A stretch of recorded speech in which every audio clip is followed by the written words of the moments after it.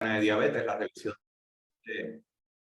la revisión de el año 2023, que se publicó en enero de este año. Dicho eso, mañana comienza la sesión anual de la Asociación Americana de Diabetes, así que estaremos pendientes de cualquier actualización que salga entre las conferencias de mañana y el próximo martes, y probablemente pues estaremos integrándola, ¿verdad? Si alguna recomendación o cambio, estaremos integrándola a través de las diferentes sesiones y conferencias, ¿verdad?, que nos quede. Va a ser importante que ya la primera sesión, que fue la semana pasada, discutimos lo que era la diabetes y la clasificación de la diabetes.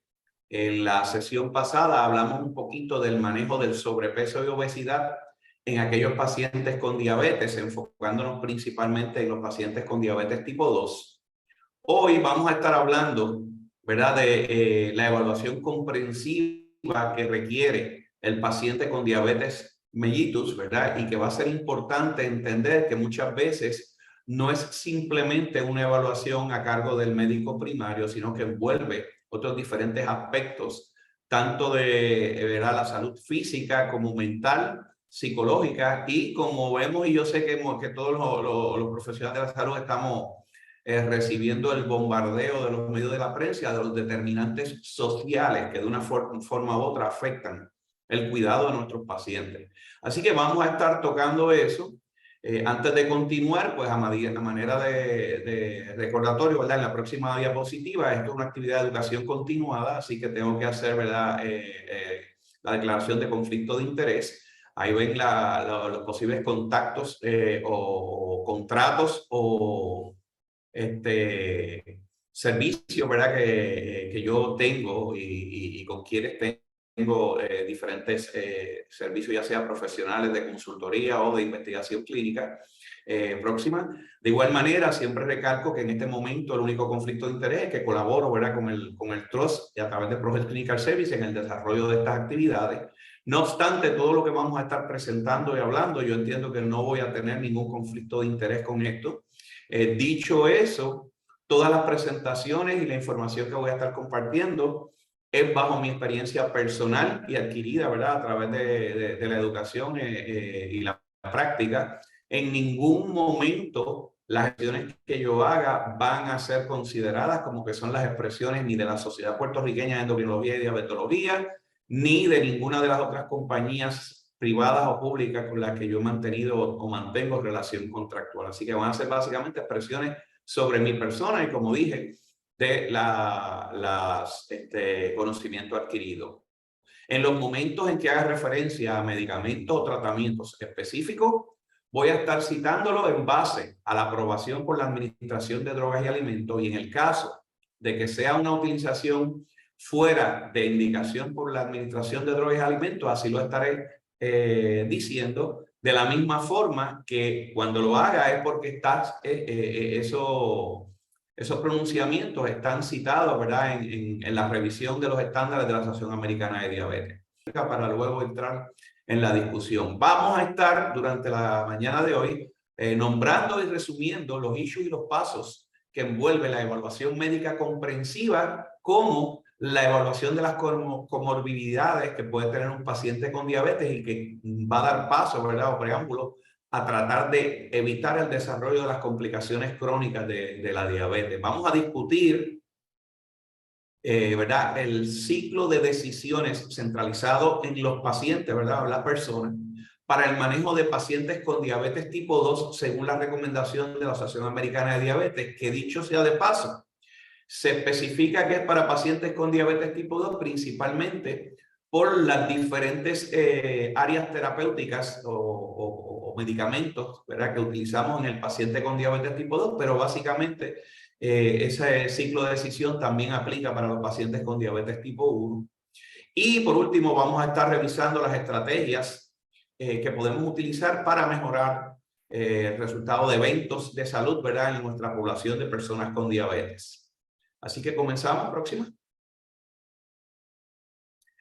Va a ser bien importante que cuando vamos a iniciar, ¿verdad?, la evaluación de un paciente con diabetes, todo médico primario, especialista o subespecialista, debería, ¿verdad?, tratar de centrar su cuidado en un programa colaborativo que promueva, ¿verdad?, el uso de todas las facilidades y en este caso la tecnología como es la telemedicina, para tener acceso a los diferentes cuidadores que van a ser parte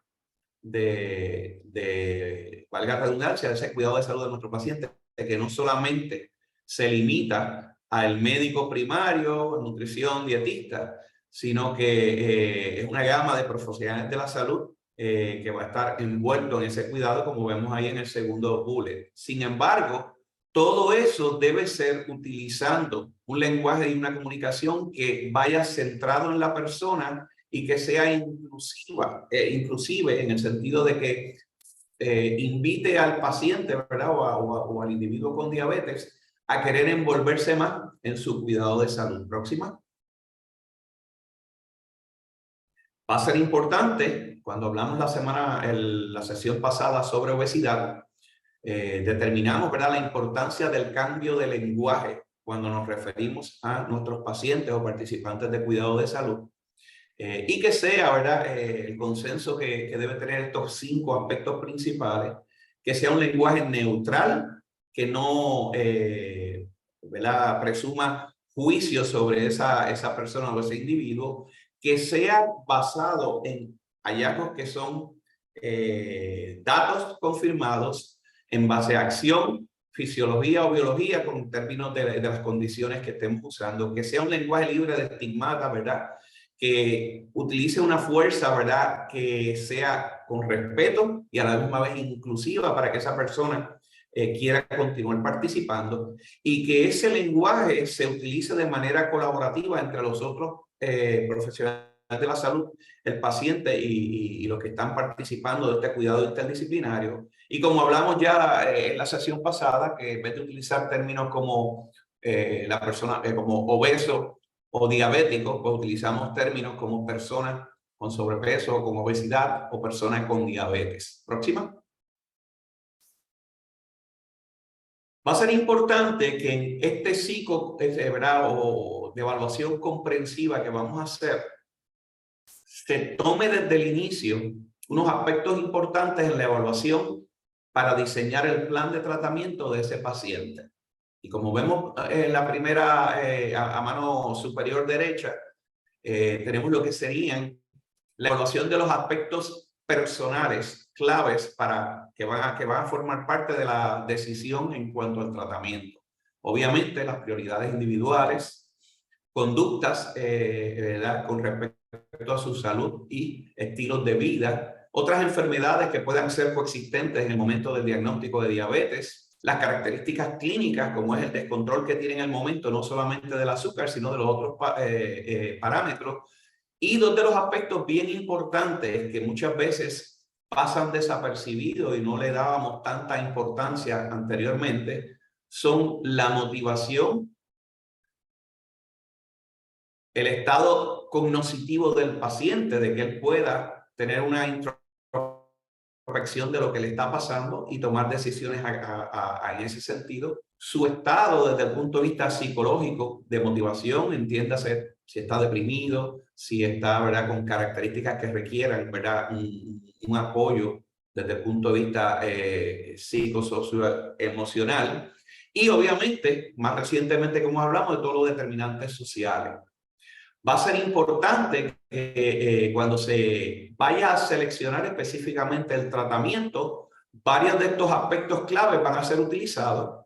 De igual manera, tenemos que individualizar en cuanto a, dependiendo de la situación y características personales, por ejemplo, el riesgo de hipoglucemia, el riesgo o beneficio de medicamentos que vayan a aumentar o a causar pérdida de peso, el riesgo o beneficio de las medicinas y las estrategias que vamos a utilizar, como vamos a ver más adelante, cuando ya ahora tenemos medicamentos que, en adición a mejorar el control del azúcar, pueden disminuir el riesgo de eventos cardiovasculares y de mortalidad total. Pues todo eso tienen que ser determinantes a la hora de decidir si se van a utilizar esos medicamentos o no.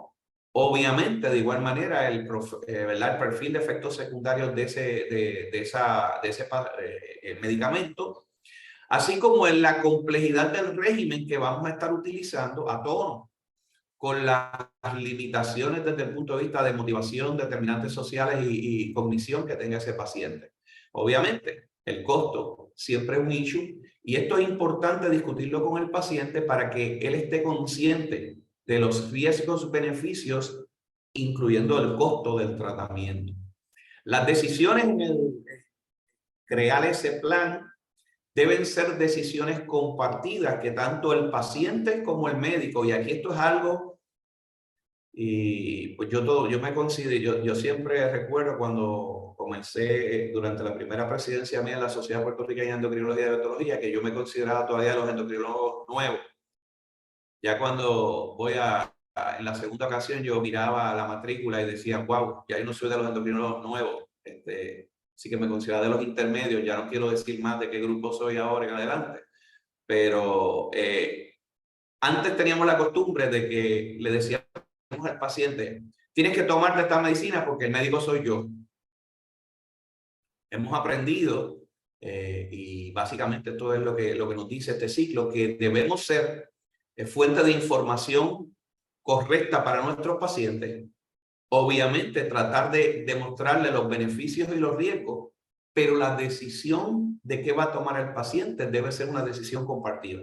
Así que esto es bien importante que lo enfaticemos, no solamente para el manejo de diabetes, sino para todas las condiciones para las cuales tratamos a nuestros pacientes. En ese acuerdo de plan colaborativo, debemos utilizar, ¿verdad?, las estrategias de metas que llamamos con la sigla SMART, ¿verdad?, que sea específico, que sea un plan que se pueda medir, que sea alcanzable, realista y que tenga unas fechas límites de tiempo para entonces nosotros poder hacer la reevaluación. Va a ser importante que en esa implementación de ese plan, inicialmente, esos pacientes van a requerir de visitas y seguimientos más frecuentes. ¿Okay? Si recuerdan, cuando hablamos del sobrepeso y obesidad, que establecíamos que durante esos primeros 6 meses deberían haber unas intervenciones de aproximadamente más de 16 intervenciones, inicialmente probablemente semanal, después cada 2, cada 3 semanas, y se iban, ¿verdad?, alejando un poquito de esas evaluaciones. Pero va a ser importante que en el caso, principalmente cuando vamos a hablar de lo que es DSMES, que no es otra cosa que Diabetes Self-Management Education and Support, todo lo que tiene que ver con la autoeducación, ¿verdad?, de ese paciente con diabetes, necesitamos, esto es un programa de educación que envuelve repetición y obviamente mientras más repetimos y más cercanas están esas visitas iniciales, más se apodera, ¿verdad?, ese conocimiento de nuestro paciente y van a la larga van a ser más complacientes con el tratamiento. Va a ser importante ese seguimiento y apoyo, ¿verdad?, en el momento del monitoreo, estrategias que envuelvan el uso de grupos de apoyo, trabajo social, terapia conductual, que los psicólogos, ¿verdad?, y para mí eso es algo que es extremadamente importante porque en las condiciones crónicas una de las énfasis más importantes es modificar aquellas conductas que no están siendo adecuadas para ese paciente.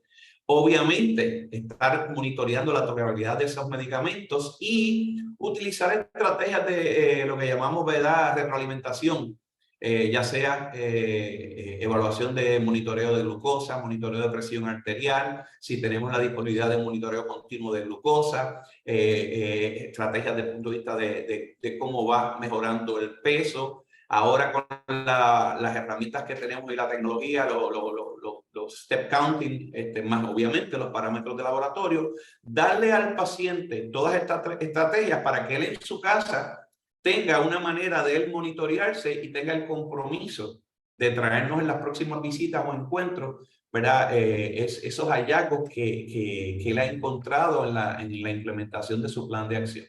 Obviamente, luego de esto, pues va a ser importante revisión. Número 1, estar de acuerdo, ¿verdad?, de acuerdo con el programa, revisarlo, ¿verdad?, cada cierto tiempo y hacer las modificaciones que esto requiera. Inicialmente, como dije, va a ser más frecuentemente, principalmente en aquellas personas que estén, ¿verdad?, con su condición descontrolada y por lo menos 2 veces al año en aquellas personas que ya hayan alcanzado un control glicémico adecuado y que su riesgo de comorbilidades pues en una situación estable. Próxima. Vamos a ver que esa evaluación comprensiva, ¿verdad? Inicial, debe incluir estos aspectos. Y aunque yo voy a mencionar aquí algunos de estos, yo les voy a proveer a través de las herramientas, y dicho sea de paso, estoy utilizando incorrectamente, yo les voy a proveer, esto lo está proveyendo la Asociación Americana de Diabetes en base a los estándares de cuidado que ellos publican. Toda esa información se puede obtener de la página de la Asociación Americana de Diabetes y del documento. En este caso aquí yo estoy ayudando, contribuyendo con los aspectos principales. Vamos a confirmar el diagnóstico y qué tipo de diabetes es el que la persona, ¿verdad?, está padeciendo. Vamos a evaluar ese paciente para las posibles complicaciones crónicas de la diabetes, así como para las comorbilidades que tienen, y tanto en el inicio, ¿verdad?, de esa evaluación como en el seguimiento que le vamos a dar. Debemos proveer tratamientos y estrategias de modificación de factores de riesgo en esas personas que ya tienen un diagnóstico de diabetes, y en aquellas que estén en prediabetes, pues estrategias para tratar de detener la progresión hacia diabetes. Vamos a tratar de tener un acuerdo, ¿verdad?, con cada una de estos pacientes, ¿verdad?, o individuos con diabetes, de forma tal que podamos formular ese plan de manejo en base a unas metas que sean acordadas mutuamente y que sean, como dijimos, alcanzables, y que tengan ¿verdad?, una fecha límite. Siempre que tengamos ese encuentro debemos tratar de, por lo menos, yo siempre digo, ok, ¿cuál va a ser la meta para la próxima cita? Y aunque sea ponernos un hallazgo, ¿verdad?, o un dato, vamos a disminuir la glicosilada en tanto por ciento, o vamos a lograr que, fíjense que a veces yo les puedo decir, no necesariamente vamos a bajar más de peso, vamos a asegurarnos de no aumentar lo que hemos bajado. Inicialmente debemos darle estrategias que sean, que el paciente sienta que las puede alcanzar.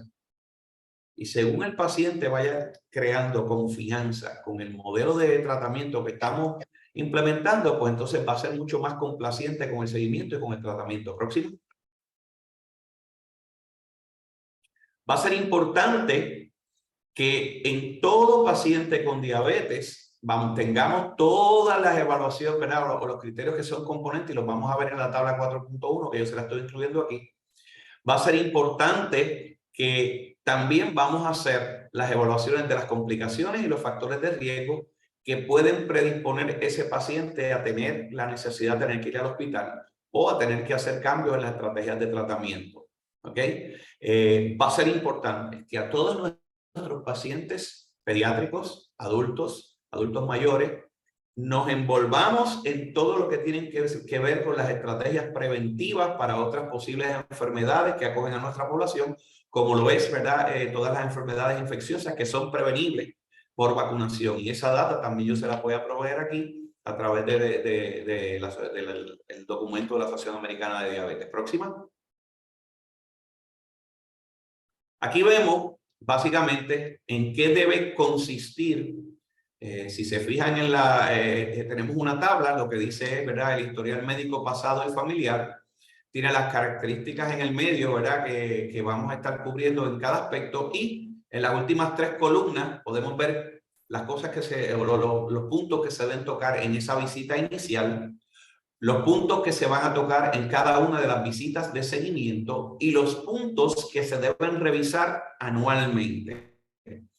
Yo no voy a ir en todos estos detalles, quiero que los vean, ¿verdad?, de una manera rápida, pero para mí es importante recalcar que esto nos puede facilitar a los diferentes récords electrónicos que tenemos o las estrategias, cómo ustedes diseñar e individualizar la toma, ¿verdad?, de esta información en su récord médico electrónico de una manera que usted se sienta cómodo y confiable, y que por lo menos estemos garantizando cubrir todos esos aspectos. ¿Ok? Dentro de las cosas importantes, pues claro está, comienzo de síntomas, tratamientos previos, si han tenido respuesta o no, y las hospitalizaciones que tienen que ver, ¿verdad?, relacionado a esto. En el historial familiar, pues va a ser importante siempre tratar de tenerlo y actualizarlo. Las comorbilidades, vamos a entrar poco a poco en cada una de ellas más adelante y obviamente en las evaluaciones subsiguientes, pues vamos a tener un resumen, una actualización de algunos de estos aspectos y en otros pues lo vamos a tener en la evaluación anual próxima. Desde el punto de vista de los otros aspectos que son importantes como parte de ese historial y examen físico, envuelven lo que son los factores, ¿verdad? Conductuales, como son sus patrones de alimentación, en caso de pacientes con diabetes tipo 1, y cada día, esto toma un poquito más de importancia también en aquellos pacientes con diabetes tipo 2 que están utilizando múltiples inyecciones de insulina, la habilidad de esa persona de poder establecer lo que llamamos un conteo de carbohidratos. ¿Okay? Cuando vayamos a hablar de los aspectos de nutrición y manejo, ¿verdad? Vamos a entrar un poquito más en detalle en eso, pero a veces es más sencillo cuando tú hablas a un paciente de conteo de carbohidratos, pues envuelve mucha práctica y es un poquito frustrante. Yo lo que hago con esto es que muchas veces trato de decirle ¿verdad? Cuando me comunico con el nutricionista dietista o la nutricionista dietista, decirle, mira, vamos a programar de preparar las comidas que sean similares en cuanto a porción y gramos de carbohidratos para que él se familiarice con las porciones y que las dosis de insulina sean iguales en cada comida. Y poco a poco, según el paciente va mejorando, pues vamos estableciendo, ¿verdad?, esos cambios. Va a ser importante promover y reforzar lo que es la actividad física, estrategias de ejercicio y patrones de saludables de sueño, así como el uso, ¿verdad?, de hábitos tóxicos y cómo podemos modificarlos. Obviamente debemos revisar, como dije, todos los medicamentos, su régimen, sus fallas terapéuticas y el historial de vacunación. Y un aspecto bien importante que es esencial en lo que es la promoción de la educación para el automanejo de pacientes con diabetes es la habilidad o capacidad de ese paciente de usar la tecnología. ¿Ok? Y esto pues, es importante principalmente con lo que estamos tratando de hacer, de poder llegar desde áreas remotas, ¿verdad?, distantes a través de la telemedicina. Pues mientras más habilidad tenga ese paciente o capacidad de aprendizaje, pues mucho más podemos intervenir. Y de esa igual forma, por los aspectos desde el punto de vista sociales, como los vemos ahí, que nos van a ayudar a establecer, ¿verdad?, esa red de apoyo y de que muchas veces ayudan a la complacencia de tratamiento. Próxima. Desde el punto de vista de examen físico, yo no voy a entrar en esto. Sí es importante ver cada uno de los parámetros que se deben hacer en la visita inicial, cada uno de los aspectos que vamos a estar tocando en las visitas de seguimiento y recordar que en las visitas anuales vamos a hacer prácticamente lo mismo que vamos a estar haciendo en la visita inicial. Obviamente, dependiendo de los hallazgos físicos de ese paciente, de las comorbilidades y riesgos, algunas de esas intervenciones que se hacen en la visita inicial y que no aparecen como para repetirse en las visitas de seguimiento, deben ser incluidas en las visitas de seguimiento acorde a la necesidad de cada paciente individual. Próxima.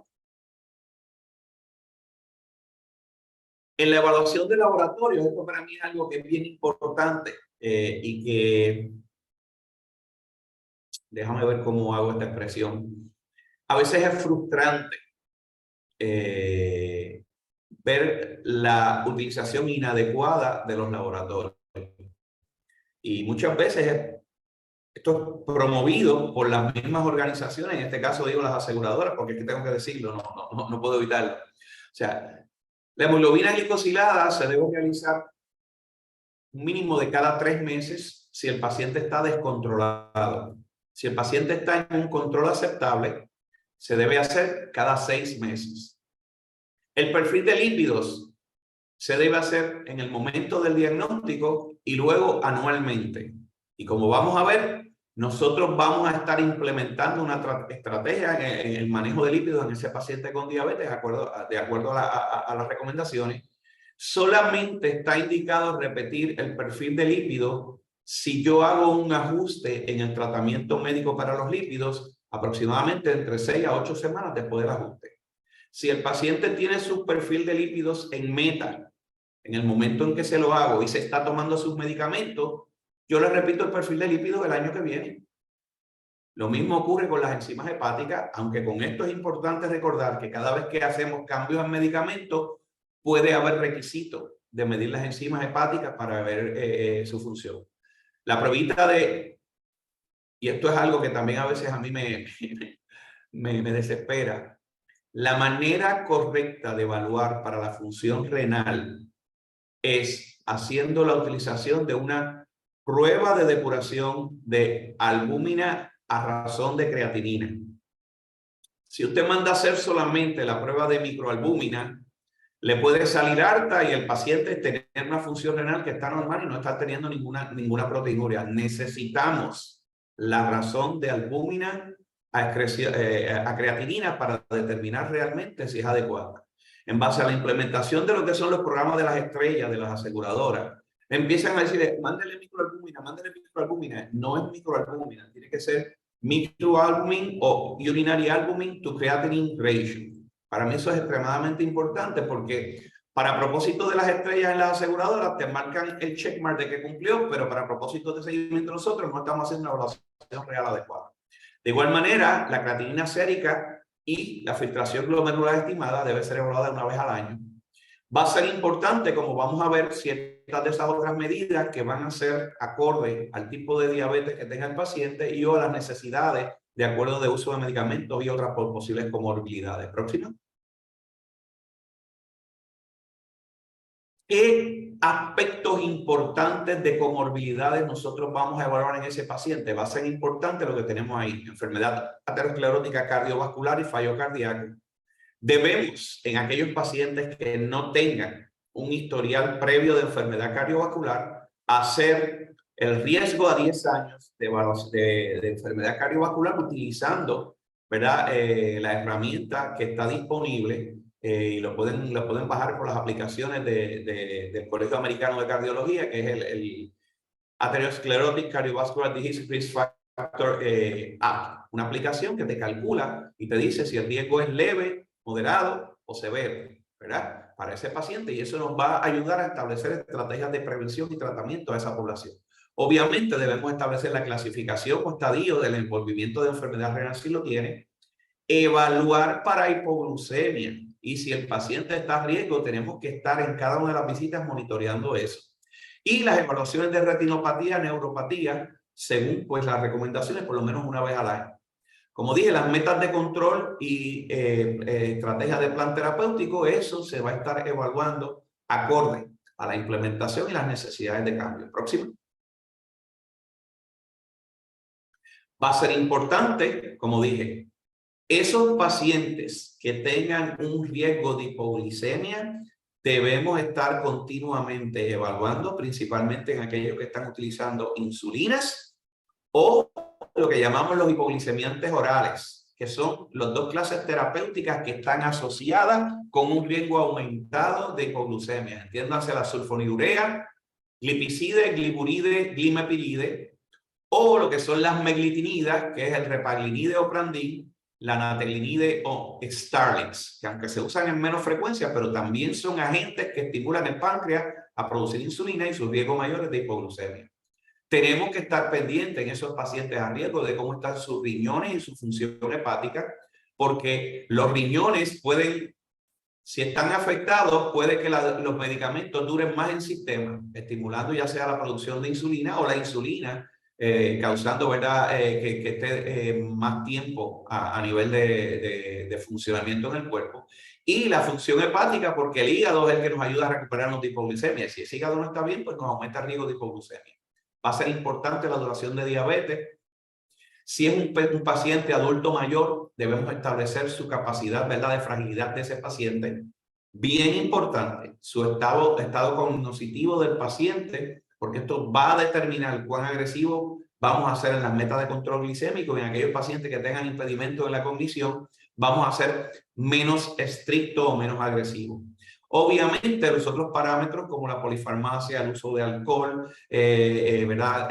Problemas de capacidad de movimiento de ese paciente también van a ser importantes, así como el historial previo de episodios de hipoglucemia severa. Todas esas cosas van a ser bien importantes para determinar las estrategias de prevención y tratamiento. Próximo.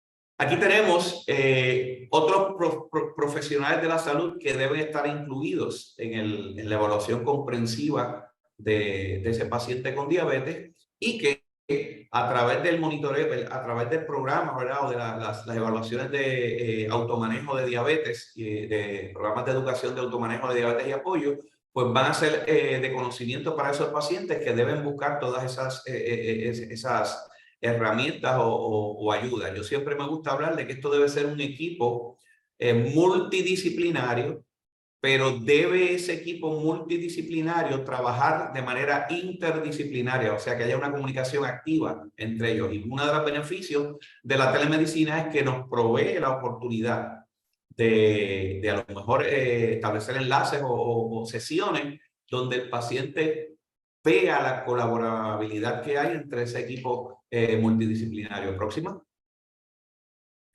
Aquí estamos lo que mencioné del régimen de inmunización. No voy a estar entrando en los detalles de ellos. Vemos que va a ser importante la vacuna de hepatitis B en esa población menos de 60 años. La vacuna de papiloma humano, del virus de papiloma humano, cuando sea, ¿verdad?, requisito. La influenza debe ser anual a todos. Próxima. Tenemos entonces las vacunas de pulmonía, ¿verdad? Según las indicaciones y de acuerdo a la cual se esté poniendo, pues eso deben revisar, ¿verdad? Cuáles son las indicaciones según lo que lo tenemos ahí, en qué momento se deben administrar. Próxima. Y obviamente el schedule de vacunación tradicional, en este caso de tétano, difteria y pertussis, ¿verdad? Que debe ser el booster cada 10 años. Y obviamente la vacuna de culebrilla, que es importante, ¿verdad? O para el herpes zóster, que es importante, que si estaba vacunado con la preparación previa, de todas maneras se recomienda la dosis de 2 inyecciones de Shingrix, ¿verdad? Según la recomendación ay, Dios mío, la agencia que nos ayuda con el desarrollo de las vacunas. Próxima.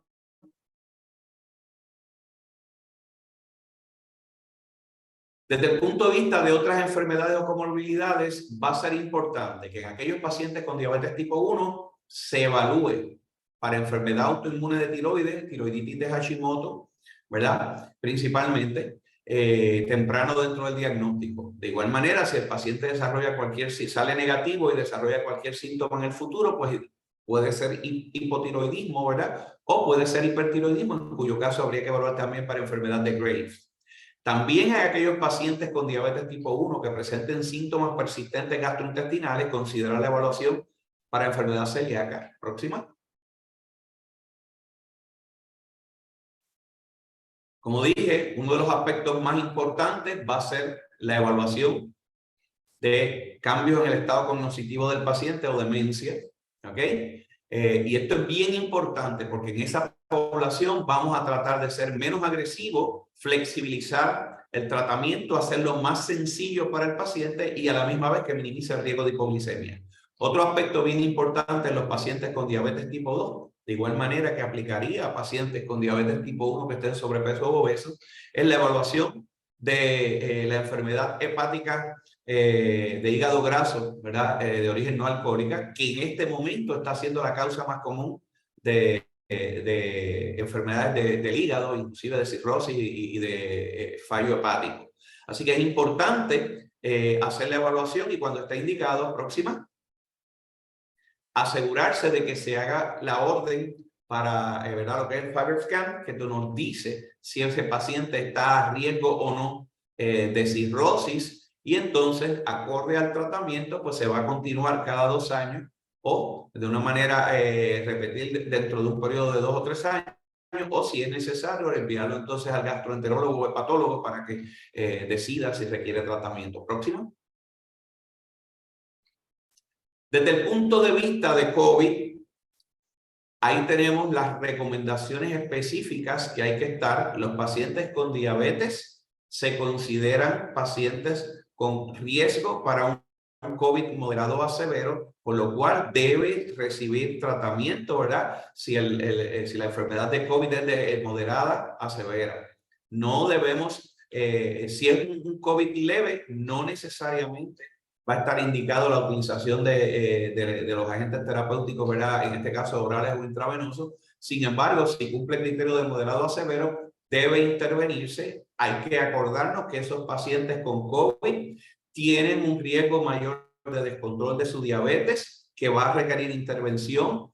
Va a aumentar el riesgo, como vamos a ver en las más adelante. Si quieres pasar la próxima, pues no voy a entrar una por una. Va a haber riesgo de acidosis diabética en esos pacientes y que requieran hospitalización. Va a haber riesgo de que aquellos pacientes con COVID, prediabetes, progresen a diabetes. Así que tenemos que estar, ¿verdad?, monitoreando todo eso. Y en aquellos casos que esté indicado, utilizar los medicamentos, ¿verdad?, antivirales para el COVID que están aprobados, y obviamente promover la vacunación, ¿verdad?, para la prevención de COVID según las recomendaciones que estén por el Centro para el Control de Enfermedades. Próxima. Va a ser importante que desde el punto de vista de aspectos para promover la salud y evitar el desarrollo de eventos en estos pacientes con diabetes, todos los pacientes con diabetes traten de que participen de un programa formal de automanejo de diabetes y obviamente que tengan que ese programa esté acompañado de un programa de apoyo. ¿Okay? Hay 4 etapas críticas que son importantes en las que vamos a establecer la necesidad de reevaluar o evaluar para ¿verdad?, promover esos aspectos educativos. Eso va a ser en el momento del diagnóstico. Todo paciente recién diagnosticado debería ser referido a un programa de educación en automanejo para la diabetes. De igual manera, al año de su evaluación debe haber una reevaluación de las necesidades educativas. En cualquier momento que haya un factor complicando la diabetes, ya sean factores médicos, físicos o psicosociales, es un momento para hacer una reevaluación de la necesidad educativa de ese paciente. De igual manera, cuando hay la transición en el cuidado ¿verdad?, de ese paciente, entiéndase, de pediatría a edad adulta, de una hospitalización a manejo ambulatorio, de un manejo de ambulatorio a un hogar o centro de cuidado. En todos esos momentos se debe hacer una evaluación de las necesidades educativas. Próximo. Esto debería, ¿verdad?, promoverse ese apoyo que sea parte de la rutina del cuidado diario, ¿verdad?, de esos pacientes. Va a ser importante que se ofrezcan tanto sesiones grupales como individuales, y con el uso, como estamos hablando, de la tecnología y la telemedicina, que hayan, ¿verdad?, métodos alternos o interactivos para poder facilitar el seguimiento de esos pacientes. Próxima. Va a ser importante, y la recomendación de la Asociación Americana de Diabetes es que todas las aseguradoras paguen por estos servicios de educación, ya que hay evidencia de que esto pues, puede disminuir la utilización tanto de las salas de emergencia como las hospitalizaciones, y a la larga puede mejorar tanto los eventos como reducir los costos de los cuidados de la salud. Va a ser importante identificar las barreras para que estos pacientes puedan tener estos servicios de educación, entiéndase falta de acceso por distancia, disponibilidad de los programas o por, ¿verdad?, desde el punto de vista de planes médicos, etcétera.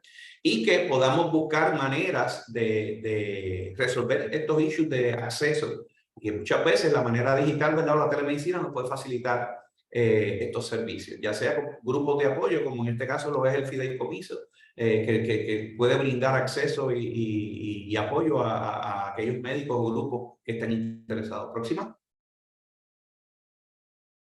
Como mencioné, y esto lo recalco, aspectos importantes o puntos en el ciclo de cuidado del paciente donde tenemos que evaluar para promover esa educación y apoyo en el momento del diagnóstico, por lo menos anualmente, cada vez que haya un factor complicante, ¿verdad?, complicando esa condición, o en los momentos donde hay una transición en el cuidado de la vida de ese paciente. Próxima. Esa era la última. Muchas gracias, doctor Comulada. Abro el espacio para preguntas, comentarios, alguien que quiera aportar algo, compartir alguna experiencia.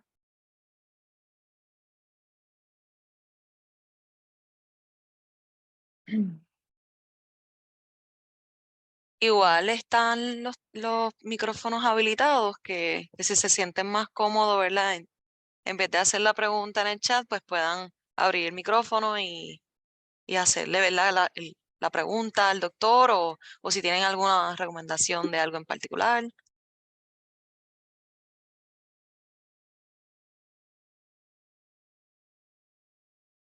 Yo voy a romper el hielo. Además de facilitadora, yo estoy viendo esta serie como paciente porque soy diabética tipo 1 hace casi 9 años ya. Entonces, quería consultarle, doctor Cumulada, lo que mencionó que nunca lo había escuchado sobre los posibles autoimmune celiac disease, porque vamos a ponerle unos de 3 a 6 meses teniendo como que unos periodos de acidez bien raros y bien constantes, y que si eso va a la mano a lo que, o sea, si fuese como que un síntoma que debería considerar hacerme ese test de celiac disease, porque no es algo que me había pasado nunca antes. Sí. Va a ser importante, ¿verdad? Y gracias por compartir, ¿verdad? Tu situación personal, ¿verdad? Con el grupo y en este foro, porque eso volvemos en un aspecto privilegiado y que tú estás trayendo. Va a ser importante que los síntomas de hervedera o acidez son esos síntomas que son poco específicos y en nuestro ambiente, o más bien te digo, nuestra, como puertorriqueños o latinos, la manera en que comemos y condimentamos la comida, pues hay un riesgo grande de que nos ocurra. Así que idealmente y esto es algo, y me remonto, ¿verdad? Ahora a mi entrenamiento de medicina primaria o medicina interna. Yo recuerdo que cuando tengo un paciente que viene por primera vez con una queja de hervedera o acidez, lo primero que yo voy a hacer es que le voy a recomendar, obviamente, la modificación para tratar de evitar, ¿verdad? Una dieta con reflujo ácida, ¿verdad? Y esos síntomas. Obviamente no fumar, controlar el café, bebidas alcohólicas, ciertos alimentos que pueden ser irritantes. Y le voy a dar de tratamiento por lo menos por 6 semanas, ya sea una combinación de antiácidos, inhibidores ¿verdad? ¿Cómo se dice? Lo que llamamos el ranitidina, famotidina, el Zantac, Pexid o cimetidina, aunque el cimetidina ya no está disponible. Pero, o un inhibidor de la bomba de protones, como lo es el Prilosec, omeprazole, cualquiera de esas preparaciones. Si luego de esas 6 semanas esa sintomatología persiste, el próximo paso probablemente va a ser ir a un gastroenterólogo y hacer una endoscopía. ¿Ok? Si no se identifica una enfermedad o algo así, pues entonces tendríamos que buscar los otros aspectos. La enfermedad celíaca más se relaciona, más que con acidez, se relaciona más con problemas de mala absorción y diarreas. Así que si eso no está ocurriendo, pues no necesariamente yo iría directamente a evaluación de la enfermedad celíaca. Así que mi recomendación sería tratar inicialmente, y si ya tienes un gastroenterólogo, pues verificar los síntomas y lo que te mencioné, obviamente discutirlo con tu médico, ¿verdad? De cabecera para que dé la recomendación y en base a las decisiones compartidas lo acuerden. Y si no mejora, pues entonces pasar con el gastroenterólogo para la evaluación. Gracias. Sí, yo veo mucho café, eso podría empezar por cortar eso. Gracias. Ahora sí, ¿alguien más tiene alguna pregunta, comentario respecto a la didáctica? Porque luego vamos a pasar a la discusión a detalle del caso clínico, pero respecto a la didáctica.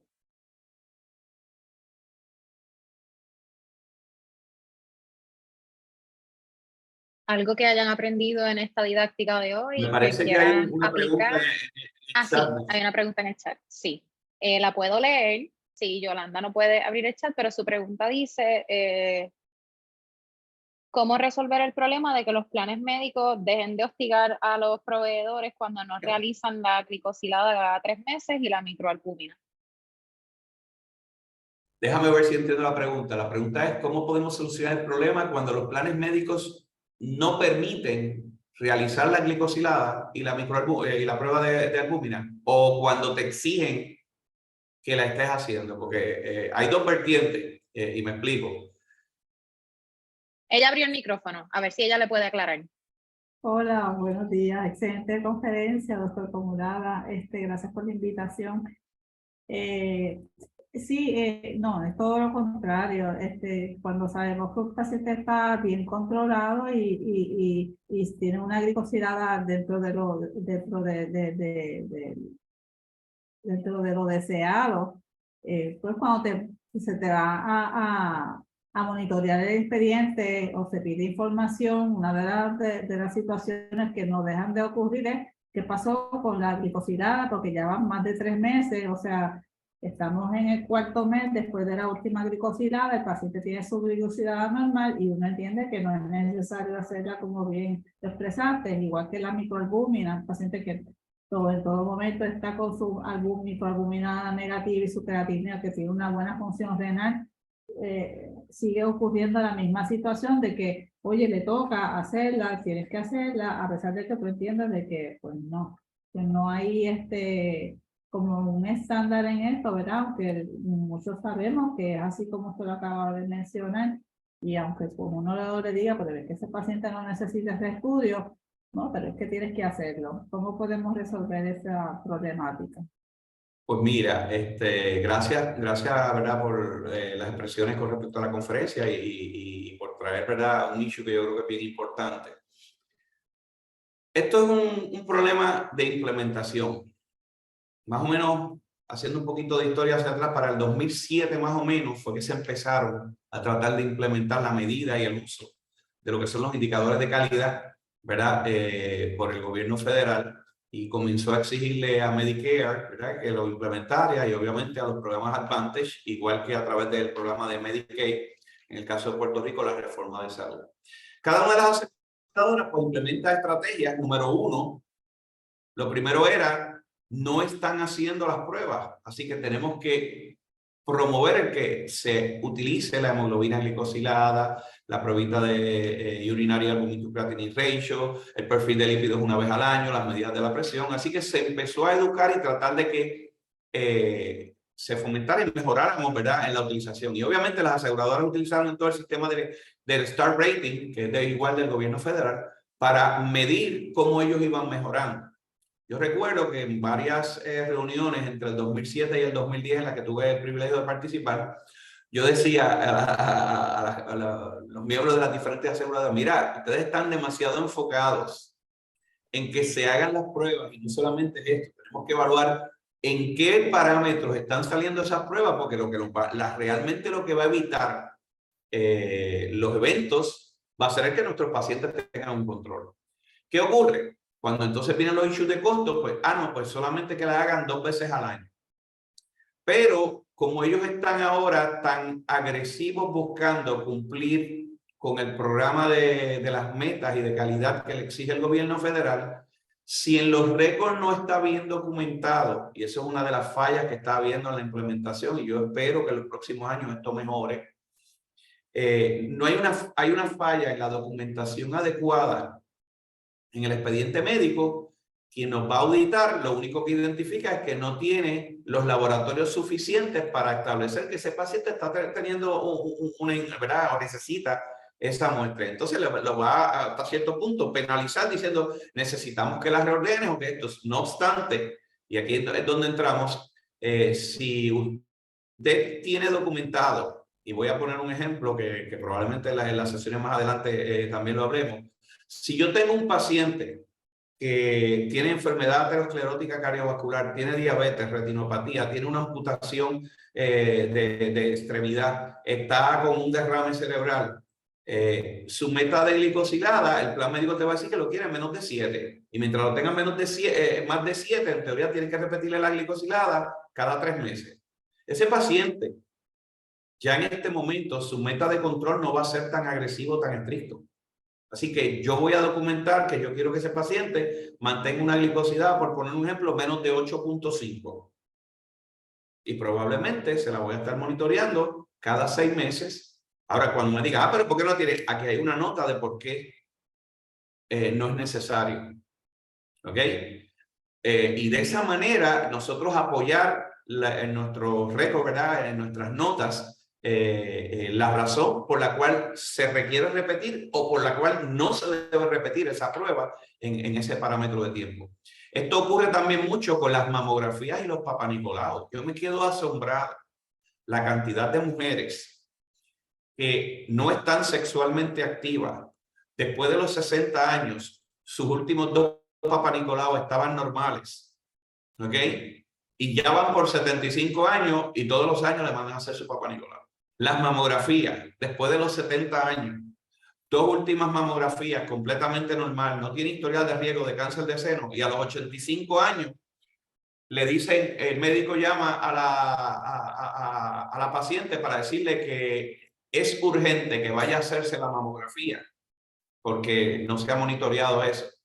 ¿Y qué ocurre? La razón que está buscando es cumplir con la brecha que exige el plan médico. ¿Sabes lo que es que la llamen un 22 de diciembre que necesita que se haga una mamografía urgente en las Navidades? ¿Qué tú crees que le va a causar a ese paciente?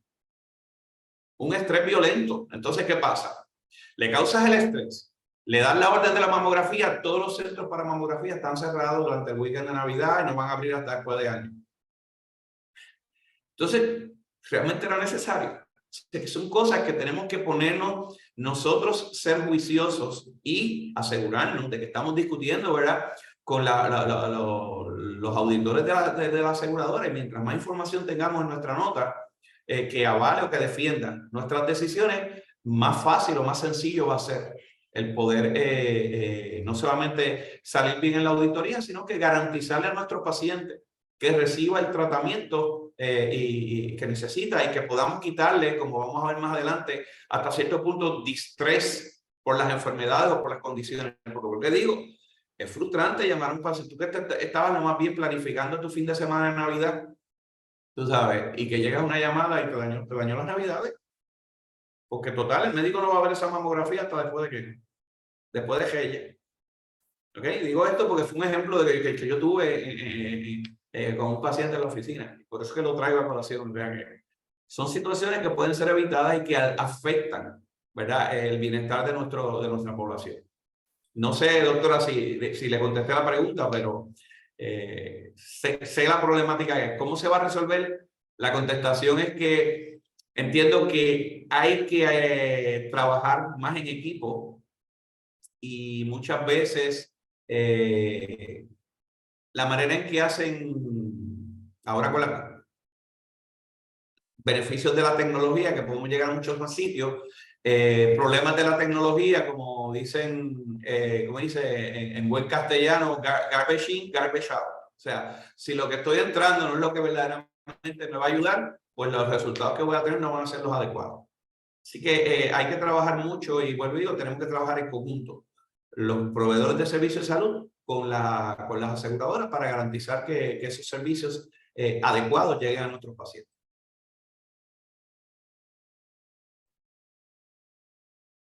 Si hay alguna otra pregunta, comentario.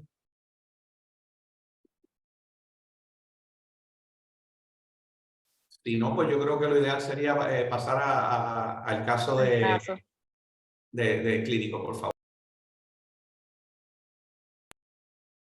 Va a ser importante que el manejo de cualquier enfermedad crónica, ¿ok? El manejo de cualquier enfermedad crónica, y no es así, no se excluye la diabetes, nos lleva muchas veces a lo que llamamos el término de medicina disruptiva, ¿ok?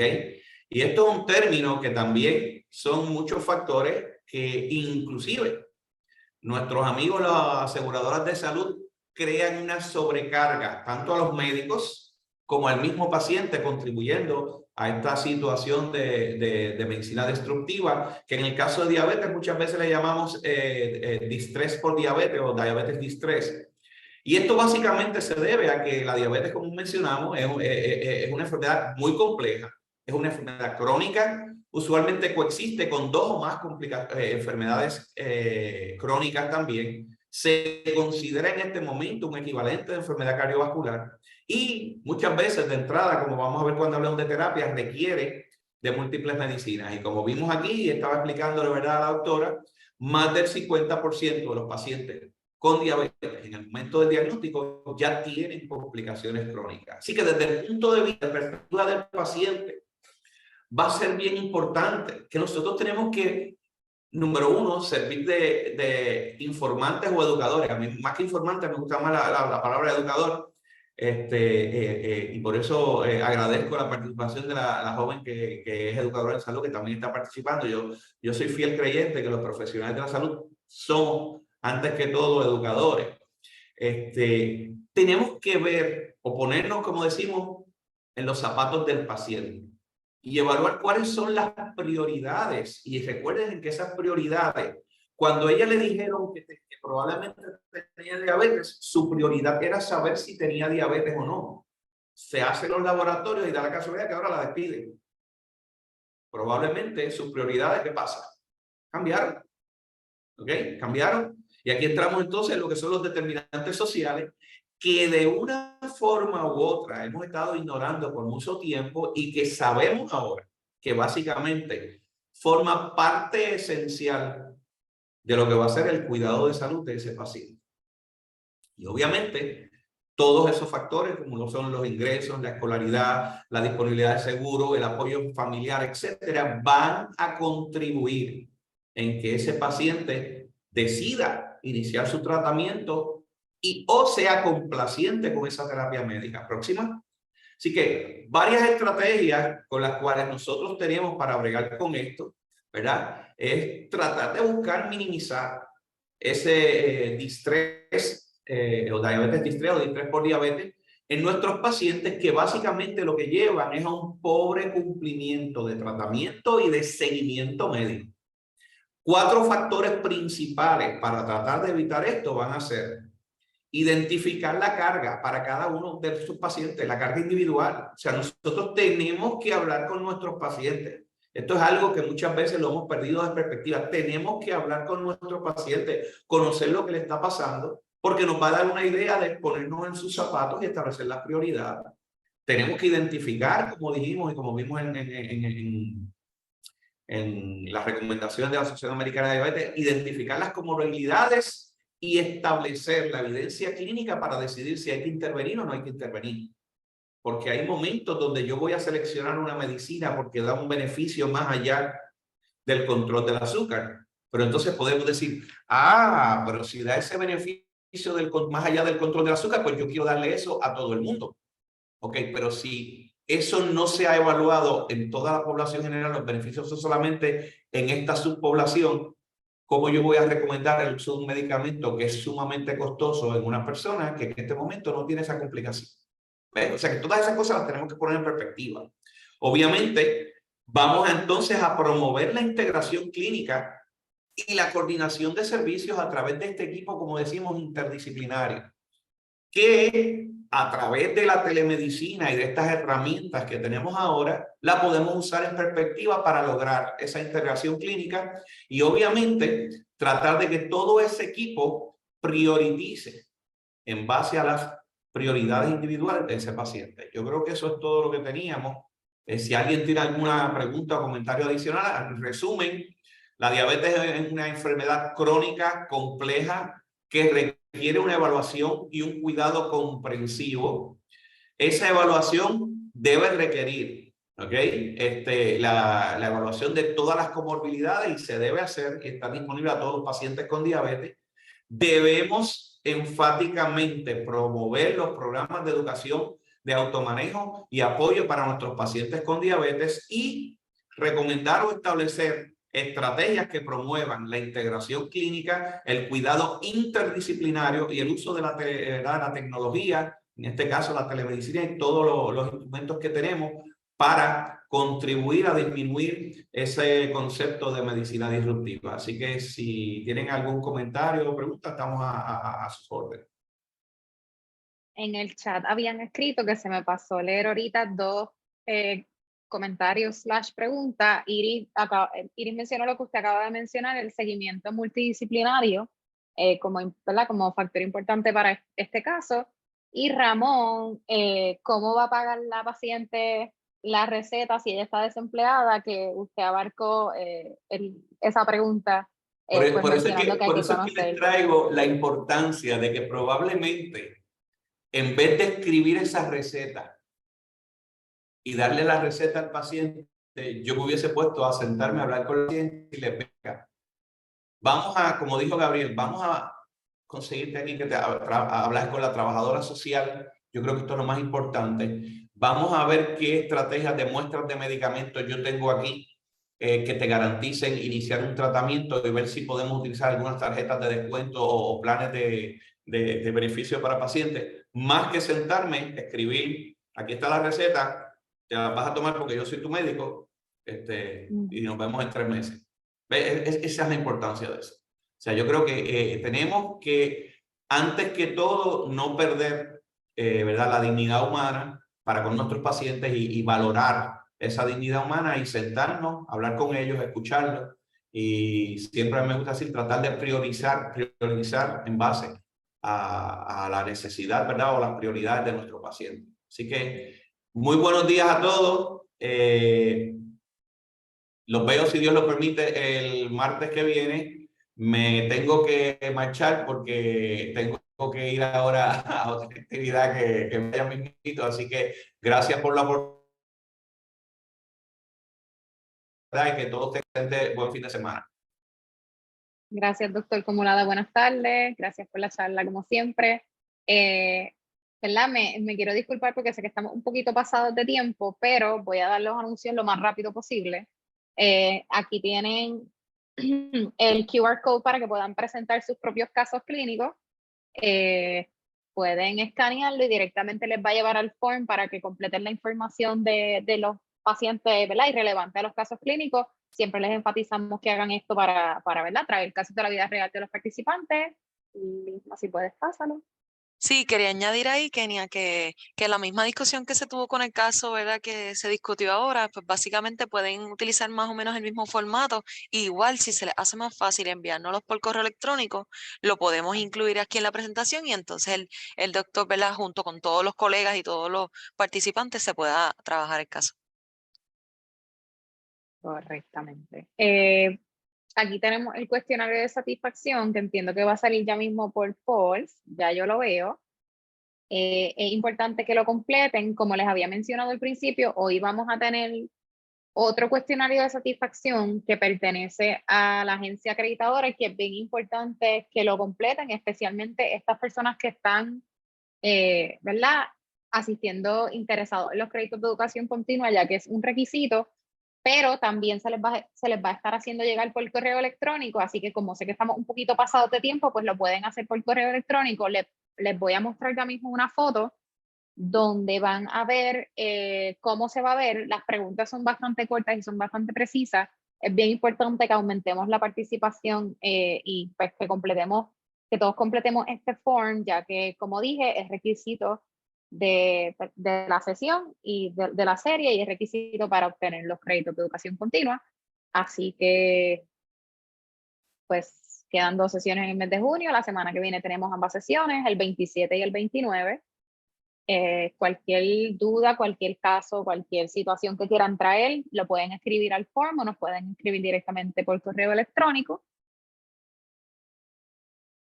Y queremos extenderles nuevamente la invitación a un taller conversatorio dirigido a médicos, donde ya tenemos confirmada la asistencia de personal de CMS, donde van a estar, ¿verdad? Hablando sobre cómo los médicos pueden facturar servicios de telemedicina a los programas de gobierno Medicare, Medicaid, pasada la emergencia de salud pública, que sabemos que terminó el pasado 11 de mayo. Vamos a tener la actividad presencial en el fideicomiso, que es lo que era la antigua penitenciaria Oso Blanco, y también vamos a tener un enlace para proyectarlo por Zoom, así que están todos invitados. Nuevamente, muchas gracias. Nos disculpamos por habernos pasado por unos minutos. Estamos tratando de corregir esa agenda para terminar sharp siempre, pero le agradecemos el tiempo adicional y nada, los esperamos en todas las sesiones. Hoy la dinámica estuvo muy buena, así que esperamos mantener este grupo por el resto de la serie. Si se me queda algo más Diana Lisma. Si no, pues buen provecho a todos. Por favor, completen los polls y las encuestas, ya que son requisitos. Y buenas tardes. Gracias a todos por participar y estar súper activos en el diálogo. Es súper bueno e importante también para el diálogo. Les vamos a dejar el Zoom abierto varios minutos, perdónenme, para que puedan darle tiempo y que puedan contestarlo con calma. Y de igual forma, se les estará enviando un correo electrónico desde el correo electrónico de asistencia @prpht.org. También aparece como info, así que somos nosotros, así que no se asusten. Así que gracias y que tengan linda tarde y buen provecho.